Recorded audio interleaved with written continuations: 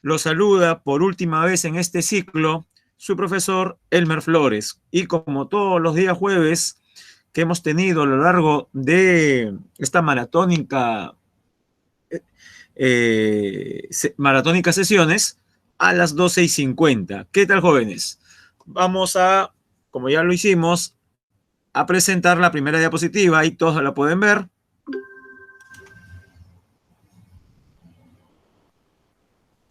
Ajá, vamos a ver. Sí, José Antonio, dije todavía. Todavía. Ya. Tema. Debe ser el título más corto de todas las semanas. Retorno a la democracia. Antes de pasar a la segunda diapositiva, contextualicemos. Retorno a la democracia. Ello implica que el periodo anterior a este retorno estaba marcado ¿por qué? Por una dictadura. Jóvenes, la democracia fue truncada en 1968 y durante 12 años fue el gobierno peruano, ¿no?, liderado por militares. Es lo que se conoce como el gobierno revolucionario de las Fuerzas Armadas. Pero más allá del nombre, más que revolucionarios, fueron reformistas. En especial la primera etapa. Nos referimos al general Juan Velasco Alvarado, que gobernó el Perú en forma autoritaria, en forma dictatorial, entre 1968 y 1975. Ya en sus últimos años de gobierno, la enfermedad que lo aquejaba, la crisis interna, también la crisis mundial del petróleo, determinó su caída, pero fue reemplazado por el ala conservadora del ejército, nos referimos, y él es el que va a llevar a cabo la segunda parte de este gobierno llamado revolucionario de las Fuerzas Armadas, Francisco Morales Bermúdez, que también va a enfrentar problemas, como una huelga, por ejemplo, una de las mayores huelgas que se han dado en el siglo XX, en el año 1977. No le va a quedar otra a Morales Bermúdez que prometer a la sociedad civil la entrega del poder. Para ello se convoca a una asamblea constituyente. Esto que es el caballito del actual gobierno, la asamblea constituyente, fue alcanzada para el año 1978. Al año siguiente dio a luz a la Constitución de 1979, que es la que nos rigió hasta ¿qué año? Eso es importante, jóvenes. La Constitución de 1979, ¿hasta qué año tuvo vigencia?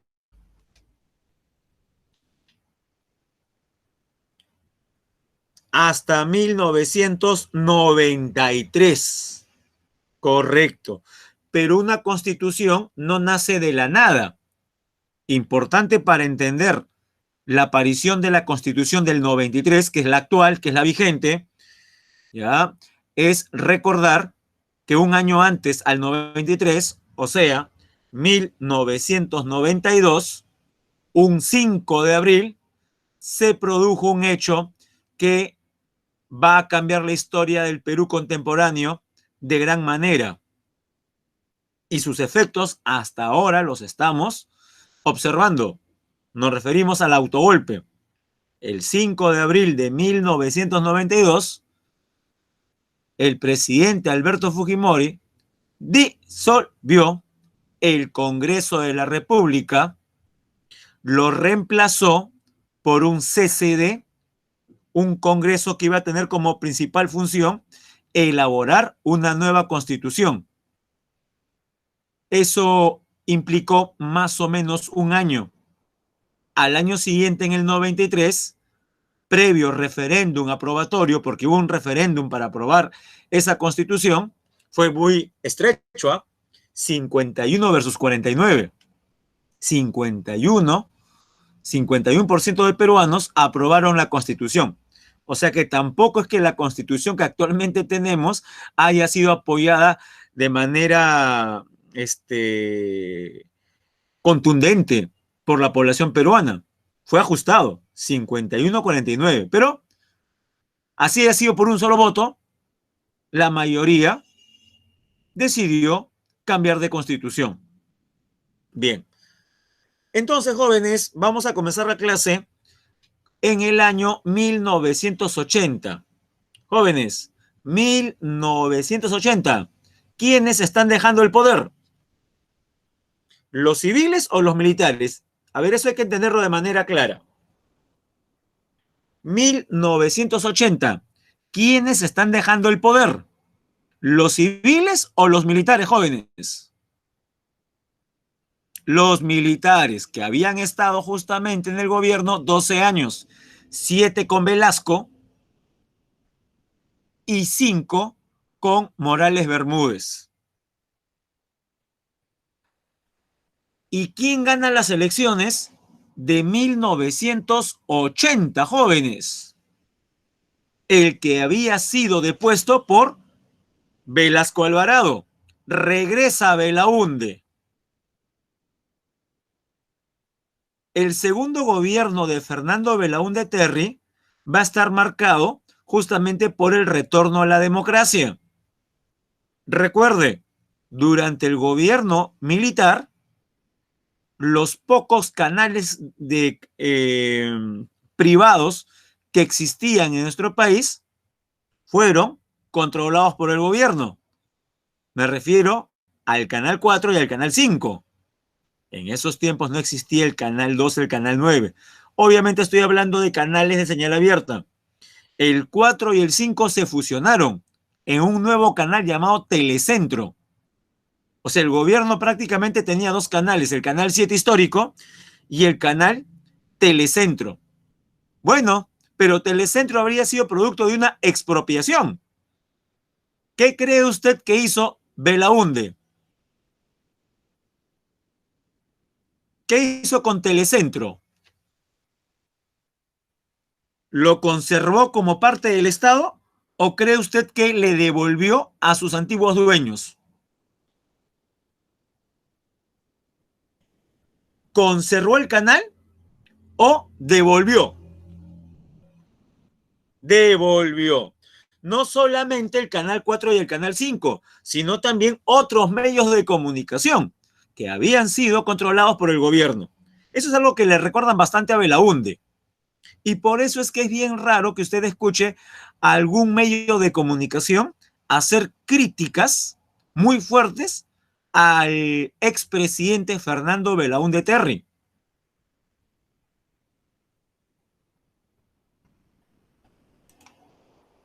Muy bien.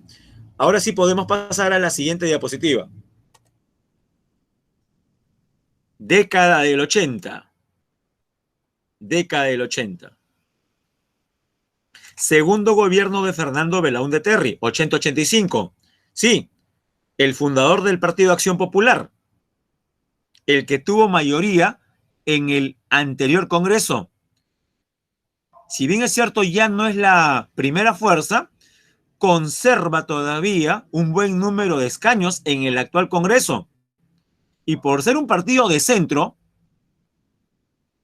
que a veces tira para la centro izquierda y otras para la centro derecha, es que ha podido ganar la elección dentro del Congreso. Si usted recuerda bien, hace una semana se realizó una elección para la mesa directiva del Congreso. Finalmente, ¿quién preside el actual Congreso? Una congresista que es de Acción Popular, la señora Alba, hija de un gran dirigente axiopopulista, Javier Alba Orlandini. Bien. Tuvo una alianza con el Partido Popular Cristiano, el PPC, que todavía existe. Si recuerda, en esta última elección postuló a Alberto Bengolea, que lo hizo más o menos en el debate.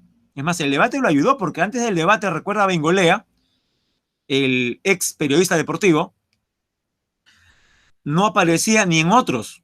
Como tuvo una buena performance en el debate, dijo cosas interesantes y especialmente en forma clara, comenzó a aparecer al menos con 1%, 2%. De repente por eso saca ese partido. Otro personaje actual que usted recuerda de este partido es Lourdes Flores Nano. Ella también es de las filas del PPC. O sea, jóvenes, no estamos hablando aquí de arqueología política en realidad. Muchos de los partidos que estamos mencionando, miren, hace cuánto tiempo, 40 años, todavía existen. El PPC, partido de derecha, se alía con Acción Popular, partido de centro derecha, para tener mayoría en el Congreso. Eso es muy común, que las bancadas se alíen. Devolvió los medios de comunicación a sus antiguos dueños, como les mencioné, no solamente a la prensa escrita, sino los canales, el 4 y el 5. Bueno, ganó la alcaldía de Lima por primera vez un político de izquierda, creador de los comités del vaso de leche, Alfonso Barrantes. A ver, ¿quién me dice qué significan las siglas IU? Que era el nombre de su agrupación. Eso está fácil, ¿ah? IU, jóvenes, Izquierda Unida. Y se llamaba así porque más que un partido, era un frente, era una alianza de partidos de izquierda. Por eso se llamaba Unida. Porque una de las cosas que normalmente siempre se le ha criticado a la izquierda es que cada partido de izquierda jala para su lado. Sí, en los años 70 y 80 yo pude contabilizar por lo menos 13, 14 partidos de izquierda. Ahora yo le pregunto, con 13, ya póngale 10, con 10 partidos de izquierda compitiendo entre sí, ¿es probable que puedan ganar alguna vez alguna elección? Y la respuesta es no, porque van muy atomizados. Por eso es que Alfonso Barrantes lideró una alianza de partidos de izquierda y se llamó Izquierda Unida. A ver, otra preguntita, jóvenes. Muy bien, Junior. ¿Ah?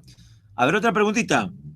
Díganme, ¿y cuál era el chaplín, como se dice ahora, de Alfonso Barrantes? ¿Alguien recuerda? De repente su papá le ha comentado. Porque los políticos tienen su chaplín. La prensa, el... Correcto, Junior. Más conocido como el Frejolito.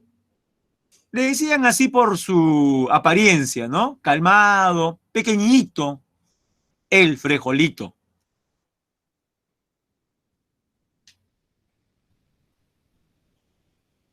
Sigamos. Eventos internacionales. Tenemos acá el incidente de Falso Paquilla. ¿En qué consistió el incidente de Falso Paquilla? Una misión peruana de abastecimiento a puestos de vigilancia fronterizo en el río Comaina, territorio peruano, cercano a Ecuador, pero territorio peruano, comprobó la existencia dentro del territorio peruano de 3 destacamentos militares ecuatorianos. Sí, jóvenes, dentro del Perú habían 3 destacamentos ecuatorianos que los ecuatorianos decían que les correspondía y hasta le llamaron Paquilla. Obviamente nosotros le corregimos y le dijimos, no, no, no, eso no es Paquilla, ese es un falso Paquilla, por eso se le llama así. Finalmente, no terminó en conflicto bélico, no hubo guerra por esto, sino que escaramuzas. Fueron desalojados los ecuatorianos y las bases que habían armado. Se brindó apoyo, no solamente moral, jóvenes. Fuimos el único país en el continente que ante el llamado del hermano caído, nos referimos a la Argentina, fuimos los únicos que dijimos presente. Y repito, no solamente apoyo diplomático moral, sino apoyo, ¿qué, jóvenes? Ahí lo pueden leer.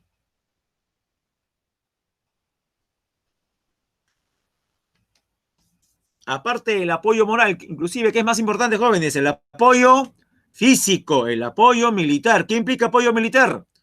Fueron enviados militares peruanos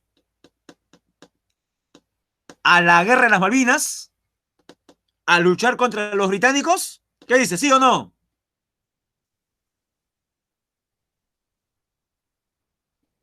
Por supuesto, con aviones y todo, jóvenes. Peruanos fueron enviados por Belaunde para apoyar a los argentinos. Un argentino medianamente culto siempre va a recordar eso y nos va a agradecer. El día que usted camine por las calles de Buenos Aires y sepan que usted es peruano, no es muy difícil que se encuentre con a un argentino, no necesariamente de 70 años, ¿ah? Sino cualquier persona que sepa su historia y le dará de repente un abrazo fraterno o puñito, ya que estamos en épocas de pandemia, y decirle gracias, y le dirá seguramente gracias por el apoyo. Ustedes fueron los únicos que nos ayudaron. Eso es muy, muy bien recordado, ¿eh? Es más, Belaunde, jóvenes, Belaunde tiene un monumento allá en Buenos Aires, en una plaza. Hay una plaza donde aparece un Perón, un expresidente, Fernando Belaunde. Ah, y pregunta José Antonio, ¿por qué tanto así? Ah, se refiere, me imagino, al apoyo peruano. Bueno, el Perú en ese aspecto hizo lo que tenía que hacer ante un hermano, ¿no? Usted, por ejemplo, no tiene la obligación de ayudar a un familiar, pero lo hace y de corazón. Más bien habría que preguntarnos por qué los demás países no hicieron nada, ¿no? Especialmente uno, que en vez de siquiera declararse neutro, más bien apoyó a los británicos. ¿Sabe a qué me refiero, no? Y por esa razón, los argentinos le tienen una rivalidad. Correcto, Chile. Sí es verdad, Diego Fernando.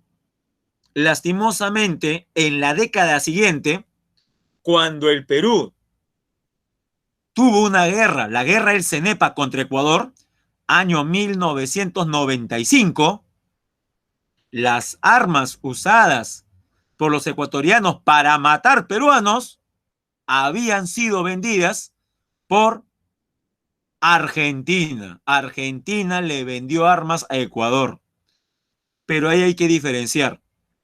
Jóvenes, nuestra cólera sobre quién debería ir dirigida, al pueblo argentino o al gobierno argentino, porque hay gente que no diferencia eso, pues.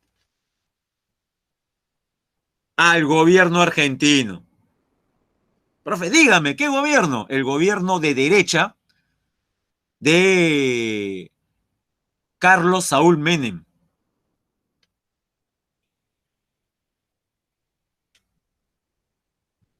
Muy bien. Bueno, es para hablar bastante tiempo sobre la guerra de las Malvinas, guerra que finalmente las ganó el Reino Unido.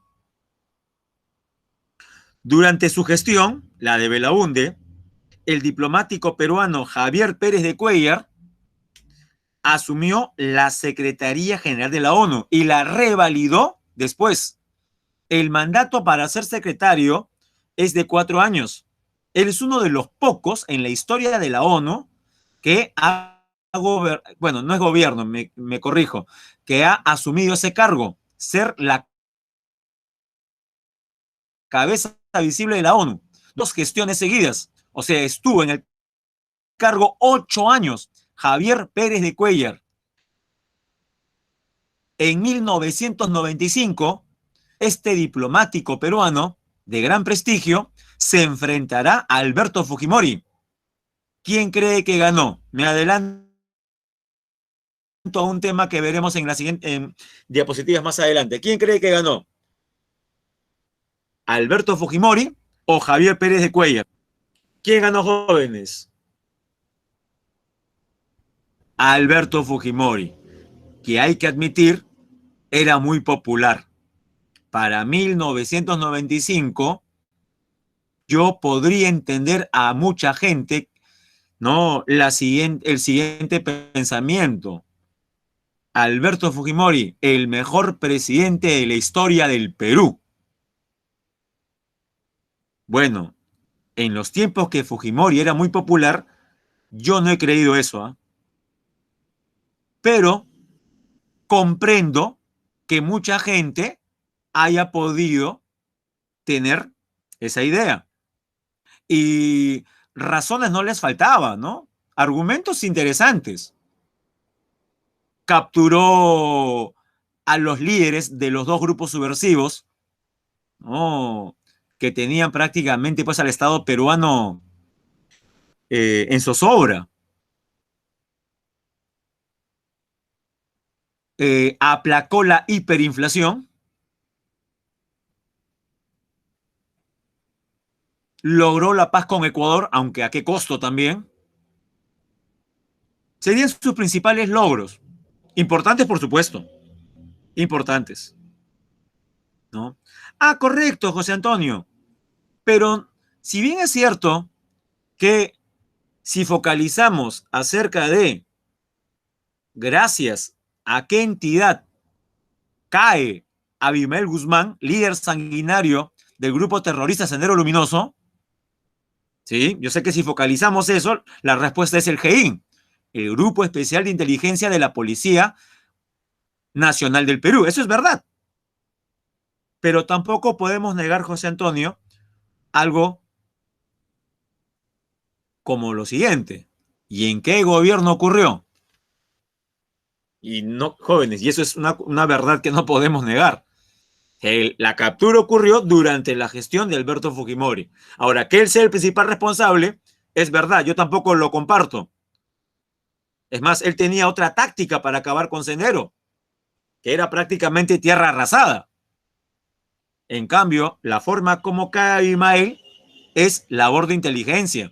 Pregunto yo, el grupo Colina, creado por Alberto Fujimori y Vladimiro Montesinos, para contrarrestar la subversión, la aparición del grupo paramilitar, un escuadrón de la muerte, como el grupo Colina, jóvenes, responsable de muertes de estudiantes y un profesor de la Cantuta, responsables de la muerte de un niño en una pollada en Barrios Altos, y otros crímenes más, jóvenes, crímenes de lesa humanidad. Pregunto yo, ¿crear un escuadrón de la muerte es labor de inteligencia? Obviamente eso no es inteligencia, eso es terror versus terror. Miedo versus miedo. En cambio, lo que hizo el GEIN sí fue inteligencia. Jóvenes, como si fuera una película de espías. ¿No se ha visto usted documentales sobre el tema, sobre el GEIN? Los policías del GEIN se disfrazaban de heladeros, panaderos, cuando les llegaba un datillo. Correcto, tiene razón, José Antonio, hay una película de basureros. Ellos manejaban el carro de basura. Profe, pero ¿dónde? ¿En todo Lima? Obviamente, en aquellas partes donde ya tenían el dato de que podía estar el cabecilla de Sendero. Como quien dice, peinaron la zona. Tenían cierta información, una que era muy importante, que el sanguinario líder de Sendero Luminoso, Abimael Guzmán, alias Cachetón, llamado presidente Gonzalo por sus seguidores, sufría de psoriasis, una enfermedad de la piel. Correcto, psoriasis. Y obviamente, pues, en el lugar donde esté el terrorista en cuestión, tenían que encontrar en la basura medicamentos respectivos al psoriasis, a la psoriasis, disculpe. Y así fue que, jóvenes, ya es lo más parecido a lo que usted pueda imaginar de la serie CSI, Las Vegas, ¿no? Cuando se llevan la basura de una casa y la dejan en la mesa de laboratorio para estudiar parte por parte, todo. Creo que con el ejemplo último que he dado ya se ha entendido mejor, ¿no, jóvenes? Eso lo hizo el GEIN. Eso es inteligencia pura, jóvenes. Sí, y también hay que contar que en zonas rurales fue importante, fue muy importante, ya, la labor realizada por las rondas campesinas, ¿sí? Los ronderos. Una de las cosas que hizo bien el gobierno de Fujimori fue proveer de armas a ciertas rondas campesinas para contrarrestar y que se pueda defender, ¿no? De Sendero Luminoso. Me pregunta aquí Diego Fernando si algunos campesinos apoyaron a Sendero, todos estaban en contra. Ya, hay que diferenciar campesinos en forma individual, ¿no? Ya, no rondas. No, si hablamos de rondas campesinas, todas las rondas fueron antisendero, fueron fuerzas de choque. Ahora, si hablamos de campesinos en forma individual, hay que admitir que en sus inicios, cuando Sendero no mostraba todavía su faceta más sanguinaria, muchos campesinos fueron seducidos por ideas de cambio y lastimosamente se incorporaron a las huestes del grupo terrorista, convirtiéndose ellos en terroristas también, obviamente, ¿no? Si usted integra un grupo terrorista, se convierte en terrorista.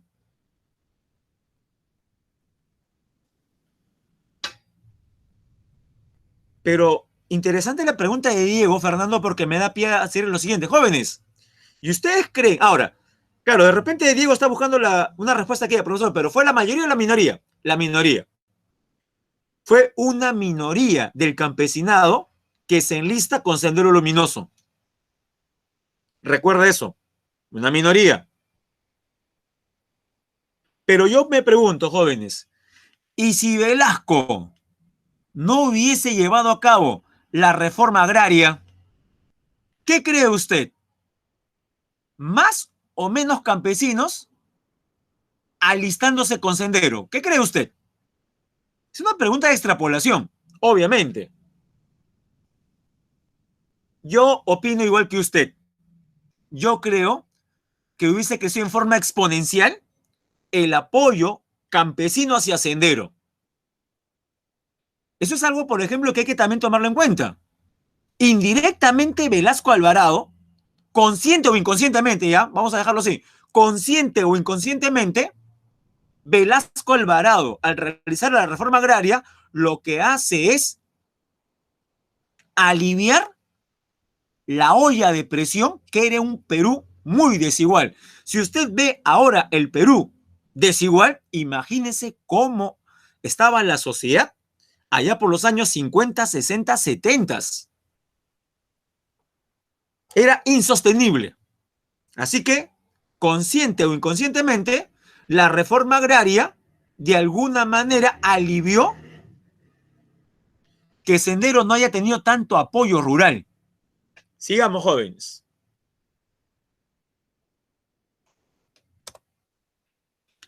A nivel económico, aplicó un plan económico de tipo liberal ortodoxo. Jóvenes, ¿qué significa ortodoxo? O en todo caso, díganme, ¿cuál es el antónimo de ortodoxo? A ver, eso está mejor. ¿Cuál es el antónimo de ortodoxo? Heterodoxo, correcto, Jean-Pierre, correcto, José Antonio. Así es, Junior. Ortodoxo, heterodoxo. Profe, ¿pero en qué? Ahí le pongo un ejemplo. Usted hace un momento, hace unos minutos tuvo su clase de aritmética, si no me equivoco, ¿correcto? Aritmética, ¿es verdad? Ya. En aritmética usted resuelve problemas, ejercicios. Y hay ejercicios que son de resolución larga, ¿no? Incluso, si usted es metódico, dice, profesor, ¿verdad? Hay un problema que se hace en 8 pasos. Ya.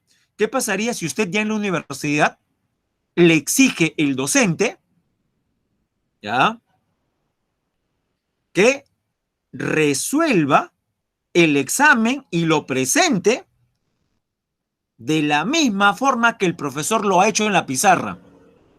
Si usted replica esa forma de resolución con 8 o más pasos, usted está siguiendo un orden establecido. O sea, usted ha aplicado una resolución ortodoxa, siguiendo el patrón, paso por paso. ¿Correcto? Ya. Pero usted también conoce, o usted mismo de repente de aquellos que dicen, no, profesor, pero ese problema sale en 3 pasos nada más, aplicando otra fórmula que la vamos a meter de contrabando del álgebra, profe. Claro, si usamos netamente aritmética salen 8. Pero si yo uso por ahí del álgebra, sale en 3, profe. Pregunto yo, ¿alguna vez le ha pasado eso? ¿Que un problema largo a usted le sale más corto? Ya. Pregunto, si usted aplica esa vía, ¿estaría siendo ortodoxo o heterodoxo? Con respecto a las indicaciones que dio el profesor. Heterodoxo. ¿Ya entendió la idea de qué es ortodoxo heterodoxo? Ya. Olvídese de los problemas matemáticos y apliquemos esto a la economía. Fernando Belaúnde Terry va a llevar a cabo un programa liberal ortodoxo. Profe, pero siguiendo las pautas de quién? Creo que usted sabe la respuesta. ¿Cuál es el organismo multilateral que dicta a los países capitalistas qué es lo que tienen que hacer, jóvenes? Siglas. FMI. Así es, el Fondo Monetario Internacional. Profe, ¿y qué aconseja el FMI? Lo que hizo Belaúnde. Veamos, ¿qué hizo? Básicamente 3 cosas. 1, austeridad del gasto fiscal. Profe, en español, menos gasto del Estado en salud y educación. Ahora pregunto yo, para las mayorías, ¿eso es bueno o malo, jóvenes? Para la mayor parte de la población, ¿es bueno o malo que se reduzca el gasto social?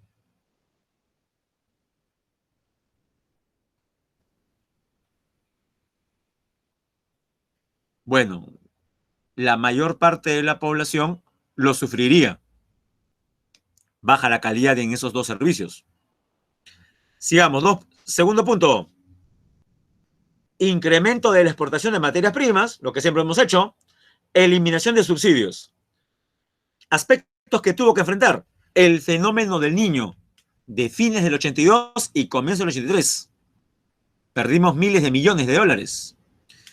Se incrementó, por ende, la deuda externa, que va a ser un problema que va a afectar no solamente al Perú, sino a buena parte de países latinoamericanos.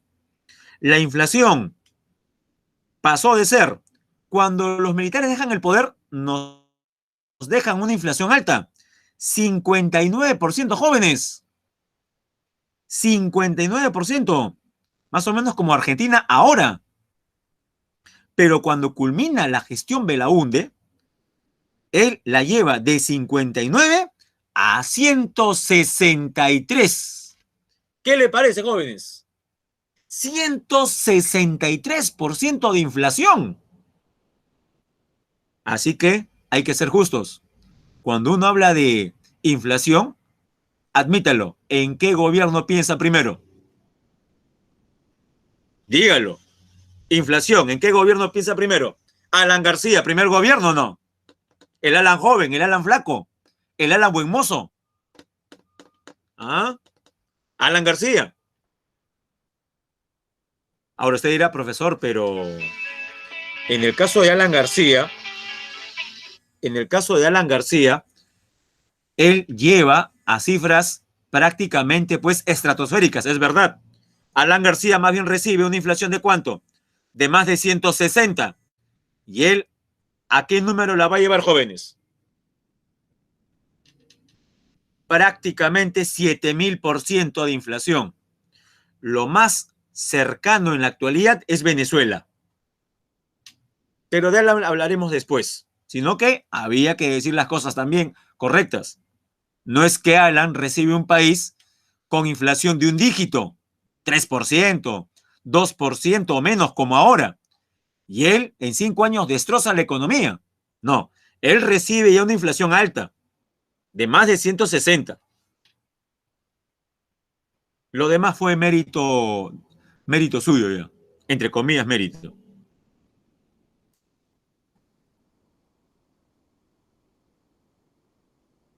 Bueno, en el último año del gobierno de Belaúnde, no le quedó otra que reemplazar la moneda del sol de oro por el INTI. 1.000 soles equivalen a un INTI. Aspecto social y violencia política. Inicio de la subversión. Sendero Luminoso fue una organización de tendencia ideológica marxista, leninista y maoísta que se originó en el Perú. La otra agrupación, el MRTA, el Movimiento Revolucionario Tupac Amaru, fue una organización terrorista peruana inspirada en las guerrillas izquierdistas de otros países de la región. Por ejemplo, las FARC colombianas se parecerían más al MRTA que a Sendero Luminoso. Estamos hablando de un periodo de violaciones contra los derechos humanos, tanto por parte de los grupos alzados en armas, como lastimosamente de quienes debieron defendernos. Me refiero a los agentes de seguridad del Estado, policías y militares. Ahí tenemos, por ejemplo, en la foto de la parte final a los 7 periodistas que fueron masacrados en Uchurajay. Hasta ahora es un misterio quién fue el autor del crimen. Asesinato de periodistas. Bueno, la versión más difundida es que fueron los propios comuneros que los confundieron. No se sabe si los confundieron con militares o con terroristas. Obras. Gobierno de Belaúnde. Se fomentó la construcción de viviendas a partir del Fondo Nacional de Vivienda, el FONAVI. Se le descontaba a los trabajadores para lo que sería su futura vivienda. Llegó Fujimori y arrasó con ese fondo. Por eso es que hubo un referéndum para devolver el FONAVI. De repente, usted tiene algún familiar que le ha tocado o le va a tocar un dinerito producto del FONAVI. Bueno, ese fondo fue creado durante el gobierno de Belaúnde. Se construyeron en Lima 2 penales, el de Canto Grande en San Juan de Lurigancho y el de San Jorge en el centro de Lima, cerca del Parque Universitario. Se creó el CONCITEC. Se continuó con la cooperación popular para realizar obras. Sí, lo que en el APRA se llamó PAIT, el gobierno de Belaúnde lo llamó cooperación popular. Construcción de losas deportivas, por ejemplo, centros comunales. Y siempre había ahí una placa que decía, el pueblo lo hizo. De repente, la losita donde usted juega fulbito es de la época de Belaúnde. Al menos eso ocurre con la losita que está a 2 cuadras de mi casa. Sale, hay una placa. Dice, el pueblo lo hizo. Y corresponde al segundo gobierno de Belaúnde. También tenemos la carretera marginal de la selva, terminó lo que faltaba. Se construyen las torres de San Borja, este es por Limatambo, y también la represa Gallito Ciego, en la costa norte, en la Sierra Norte, ¿no? Primer gobierno de Alan García Pérez. Aspecto político, unificó las fuerzas militares. Sí, jóvenes.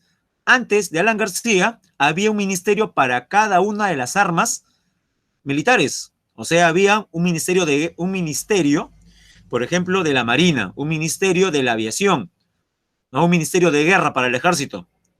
¿Qué hizo? Unificó los 3 ministerios en uno solo, el Ministerio de Defensa, que coordina con las Fuerzas Armadas. Y también las 3 policías que existían, las fusionó, porque antes había la Guardia Republicana, la Guardia Civil y la PIP, la Policía de Investigaciones del Perú. De repente hasta ahora escucha a personas mayores, en vez de decir la policía, dice la PIP, PIP, la PIP. A ver, vamos a preguntar en el chat. ¿Había escuchado usted a algún familiar mayor hablar sobre la PIP alguna vez o no? ¿Qué dice? Ah, ya, estoy viejo entonces. Junior sí había escuchado, la mayoría no. Es que no habla mucho con su abuelo, seguro. Su papá ya no, tu papá es todavía joven, ¿no? Su abuelo todavía le queda, o su tío abuelo, la PIP. Bueno, no se haga bolas, ya no existe la PIP, no existe la Guardia Republicana, no existe la Guardia Civil, ahora se llama simplemente PNP, Policía Nacional de Perú. Así es.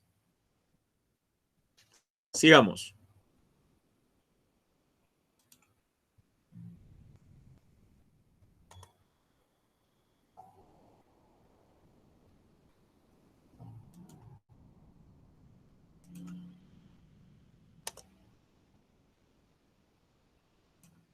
Aspecto económico, formó una alianza con el empresariado nacional, lo que se conoce como los 12 apóstoles. Aplicó un programa económico heterodoxo, que implica, a diferencia de Belaunde, el Estado interviene más en la economía. ¿Cómo? Controlando precios y salarios. Aumento de subsidios, más gasto del Estado, impulso de la industria nacional, menos importaciones. Claro, alguien dirá, profesor, ya me dio miedo. Eso se parece al plan de gobierno de Pedro Castillo.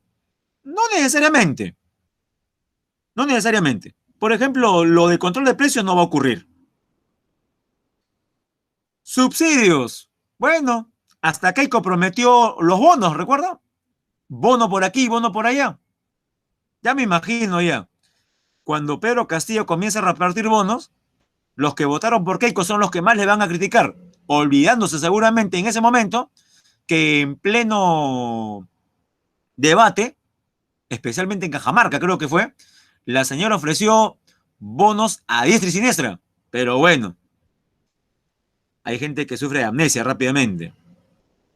Y jóvenes, otro aspecto que sí nunca debería volver a repetirse es que el BCR pierde independencia. Cuando el BCR no es autónomo y el gobierno lo controla, ¿este es tentado para qué? Para la emisión inorgánica de billetes, la famosa maquinita. Más billete hay en el Perú, menos valor tiene el dinero. Y aplicó reajustes económicos, los famosos paquetazos. En 1988, el modelo económico fracasó, generándose una hiperinflación y recesión económica. Miren la inflación acumulada de Alan García. Aspecto social y violencia política. Yo hablé del grupo Colina con respecto a Fujimori. Bueno, durante el gobierno aprista también se creó un comando paramilitar de nombre Rodrigo Franco, que eliminó elementos subversivos y líderes de la izquierda al margen de la ley, lo que se conoce como Escuadrón de la Muerte.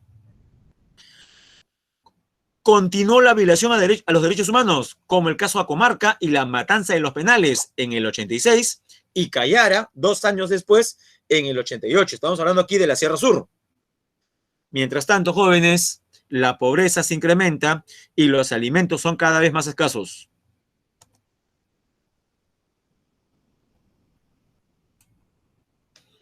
Y así llegamos a la elección de 1990. Un Perú en ruinas. ¿Quiénes se van a enfrentar? Representando a la derecha, Mario Vargas Llosa, el aclamado novelista, formó un frente con 2 partidos tradicionales, Acción Popular y el PPC, con su movimiento llamado Libertad. Y contra todo pronóstico, ¿quién llegó a segunda vuelta? Porque parecía que Vargas Llosa ganaba en primera. Un desconocido para las mayorías. Ingeniero agrónomo, egresado de la Agraria La Molina, Alberto Kenya Fujimori. La foto que usted ve ahí corresponde al estrechón de Banos después del debate, que muchos creían que Vargas Llosa iba a destrozar a Alberto Fujimori, pero Alberto Fujimori dio la sorpresa. Si bien es cierto al final, para la mayoría, ganó Vargas Llosa el debate, Alberto Fujimori sorprendió porque no lo hizo tan mal. Es más, se lo resumo de la siguiente manera. Vargas Llosa en el debate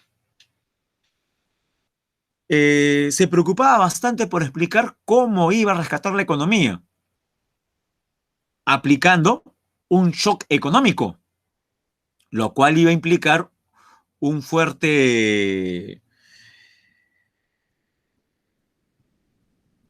una fuerte afectación a las clases más populares que lo iban a sufrir. ¿Qué hizo Alberto Fujimori? Simplemente decir, yo no voy a hacer lo que el señor Vargas Llosa dice que va a realizar. O sea, ¿qué prometió en campaña? No shock. Pregunto yo, ¿y durante el gobierno de Fujimori hubo shock? ¿Finalmente hubo Fujishock? Sí, jóvenes. Y como lo imitaba Carlos Álvarez en la época, sí, Carlos Álvarez ya de la época, jóvenes, el imitador Carlos Álvarez, yuca para ti. Bueno, nos la hizo, jóvenes, nos la hizo. Bueno, reducir la burocracia estatal y privatizar empresas públicas. Esa fue la propuesta de Vargas Llosa y Fujimori. Plantearía una economía gradual para no afectar a los sectores más necesitados. Ya sabemos que no lo cumplió. Al final, Fujimori lo que hizo fue copiar el plan de Vargas Llosa, pero con dictadura. Ahora sí, gobierno de Fujimori. A nivel nacional, dijimos, venció a Vargas Llosa en la segunda vuelta. El 5 de abril de 92 cerró el Congreso y lo reemplazó por el CCD, el Congreso Constituyente Democrático, donde él tenía mayoría. Esta da luz a la Constitución del 93, que establece el sistema unicameral. Antes el Parlamento era bicameral, senadores y diputados, donde también se da permiso para la reelección. En 1995, el conflicto del CENEPA con Ecuador. En 1998 se firmó el Acta de Brasilia, donde el Perú cedió 1 km². Y Winsa. Aspecto económico, se aplicó modelo neoliberal, eliminó subsidios, estableció el libre cambio, libre importación, reemplazó el INTI por el nuevo sol. El INTI ya no valía nada, congeló los salarios. Se flexibilizó las relaciones laborales, lo que le mencioné la semana antepasada. Privatizaciones. El Perú se reinsertó a los organismos de crédito financiero internacional como el FMI. Aspecto social y violencia interna. Se captura al terrorista Abimael Guzmán, que puede ver en la foto superior derecha. En las zonas rurales, el gobierno organizó las rondas campesinas y comités de autodefensa. En Lima, rastrillajes e intervención en universidades. Se creó el Grupo Colina. Aspecto político, segundo gobierno. En 1995 vence a Pérez de Cuéllar. Se aprueba en este segundo gobierno la ley de interpretación auténtica que le va a permitir postular por tercera vez. Escándalo de votos de congresistas, tránsfugas, control de los medios de comunicación a través de diarios chicha. Ya sabemos que eso era verdad, ¿no? A través de los videos. A fines del 96, lo que queda el MRTA toma la embajada de Japón. Aspecto económico y social. Recesión económica, efectos del fenómeno del Niño del 98 y se reforma la SUNAT.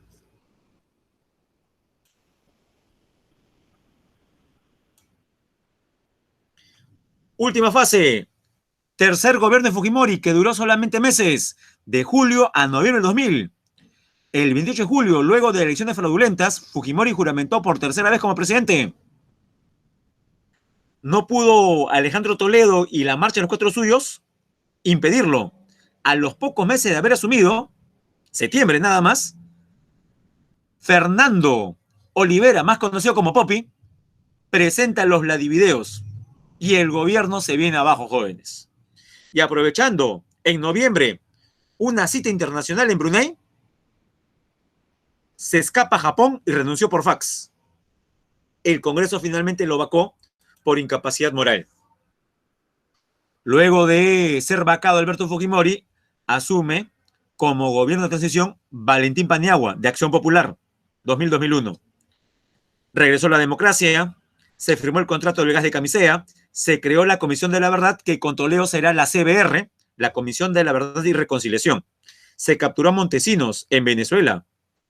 Y ahora tenemos al sano y sagrado, jóvenes. Alejandro Celestino Toledo Manrique mantuvo el modelo económico en los 90. Creó programas sociales como Juntos, A Trabajar, Mi Cocina, el Plan Huascarán.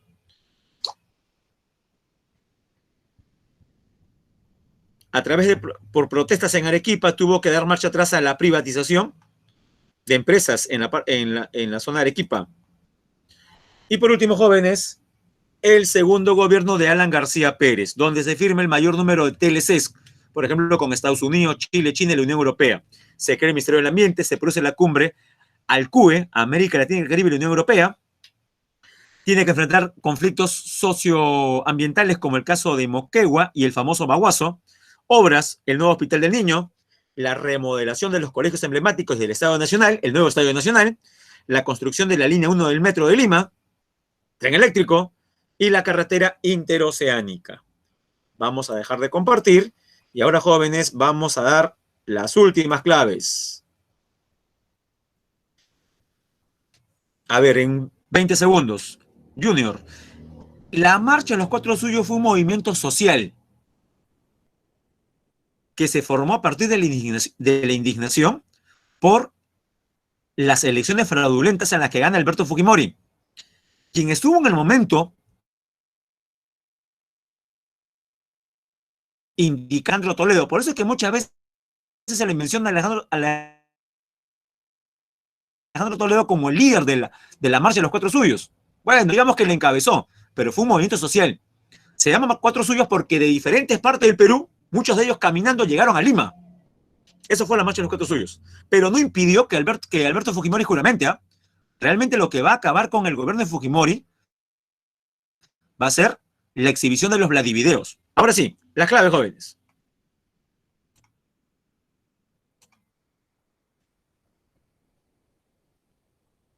Ya, aquí van. Apunte, ¿ah? Pregunta 1. La firma de el Acta de Talara provocó la intervención militar en un golpe de Estado liderado en su primera etapa por Juan Velasco Alvarado. 1. La clave es la letra A. 2. Sobre la siguiente imagen, ¿qué podemos afirmar sobre el gobierno de Belaúnde?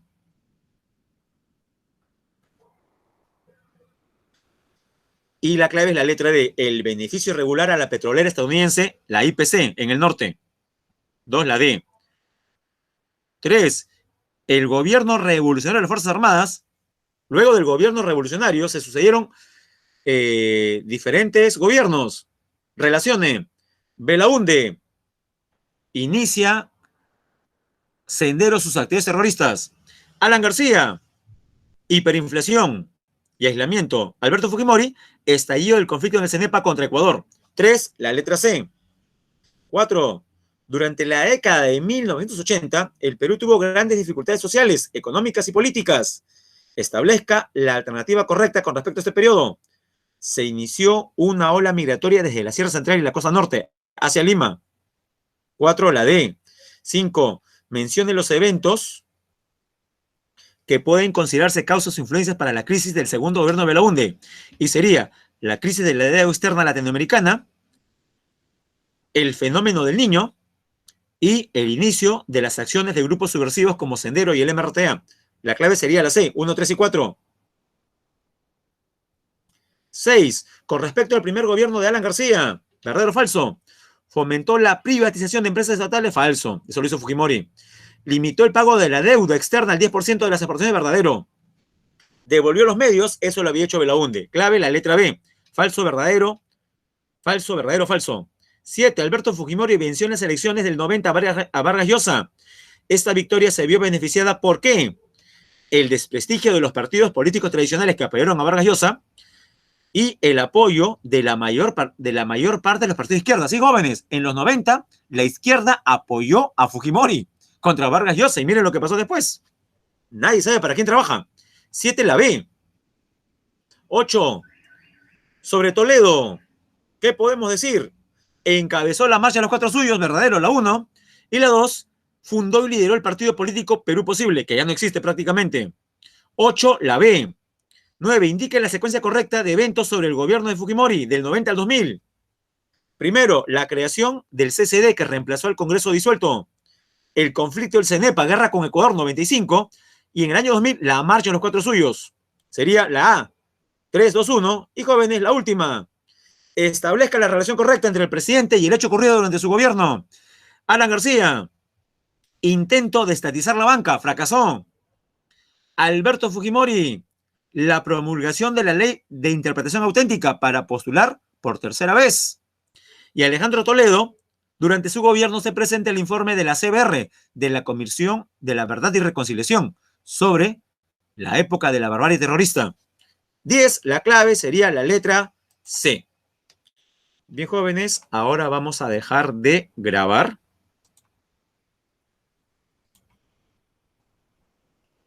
Sí, así evitamos que usted pueda ver en la grabación mis lágrimas.